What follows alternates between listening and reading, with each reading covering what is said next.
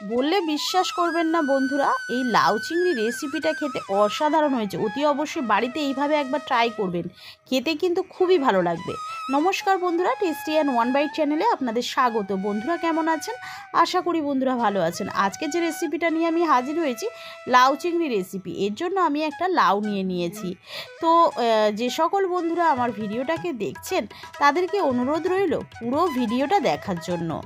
আর যে সকল বন্ধুরা এখনও পর্যন্ত আমার চ্যানেলটিকে সাবস্ক্রাইব করেননি তাদেরকে অনুরোধ রইল ভিডিওটা ভালো লাগলে একটি লাইক একটি সাবস্ক্রাইব করে চ্যানেলটির পাশে থাকার জন্য। তো এখানে আমি লাউটাকে কেটে নেব। গোটা লাউটা আমার লাগবে না, অর্ধেক লাউ লাগবে। আমি অর্ধেক লাউই কেটে নেব খোলা ছাড়িয়ে। আর এখানে আমি নিয়ে নেব একটা বোলের মধ্যে নিয়ে নিচ্ছি 1 চামচ আদা বাটা, 1 চামচ কাঁচা লঙ্কা বাটা, হাফ চা চামচ জিরে গুঁড়ো, হাফ চা চামচ ধনে গুঁড়ো, আর নিয়ে নিলাম হাফ চা চামচ হলুদ গুঁড়ো। তো চামচটা ছোট, ওই জন্য হাফ চা চামচ করেই ধরে। তো হাফ চা চামচ করে দিয়ে দিলাম। দিয়ে আমি জল দিয়ে ভালো করে মশলাটাকে রেডি করে নিলাম। কড়াইতে দিয়ে দিচ্ছি প্রায় 2 চা চামচ মতো সরিষার তেল। এখানে আমি দিয়ে দিচ্ছি গোটা জিরে হাফ চা চামচ মতো, 2টো তেজপাতা আর একটা শুকনো লঙ্কাকে ভেঙে নিয়ে দিয়ে দিলাম। দিয়ে এবারে ভালো করে নাড়াচাড়া করে নেব। এবারে দিয়ে দিচ্ছি একটা মিডিয়াম সাইজের পেঁয়াজকে কুচো করে রেখেছিলাম। মিডিয়াম সাইজের পেঁয়াজটাকে দিয়ে ভালো করে নাড়াচাড়া করে নিচ্ছি।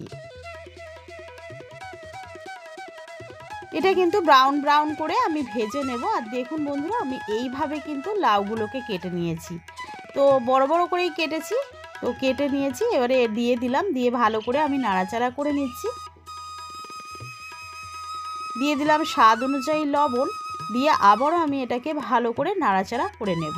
এবারে যে মশলাটা রেডি করে রেখেছিলাম সেটা এর মধ্যে দিয়ে ভালো করে নাড়াচাড়া করে নিচ্ছি। এবারে মশলাটাকে কিন্তু এই লাউয়ের সঙ্গে সঙ্গে কষিয়ে নেব, যাতে করে যে আদার কাঁচা গন্ধটা চলে যায়। তো এখানে আমি এবারে চিংড়ি মাছগুলোকে ভেজে নেব। তো চিংড়ি মাছে নুন আর হলুদ দিয়ে মাখিয়ে নিয়ে তেলের মধ্যে ভেজে নেব।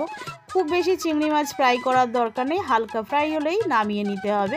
বেশি অতিরিক্ত চিংড়ি মাছ ভাজা কিন্তু খেতে কিন্তু ভালো লাগে না, হালকা করে ভেজে নিতে হবে। তো এখানে লাউগুলোকে ভালো করে নাড়াচাড়া করে আমি কিন্তু কষিয়ে নিচ্ছি। এবারে এখানে আমি দিয়ে দিলাম চিংড়ি মাছগুলোকে, আবারও নাড়াচাড়া করে নেব। করে নিয়ে এখানে দিয়ে দিচ্ছি একটা টমেটো কুচি, দিয়ে নাড়াচাড়া করে নিচ্ছি। এবার ঢাকা দিয়ে এটাকে ভালো করে কিন্তু আমি কষিয়ে নেব।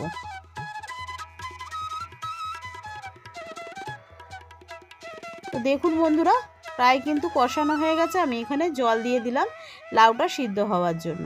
জল দিয়ে ঢাকা দিয়ে দিয়েছিলাম, সিদ্ধ হয়ে গেছে। আমি এখানে দিয়ে দিলাম 1 চা চামচ মতো চিনি।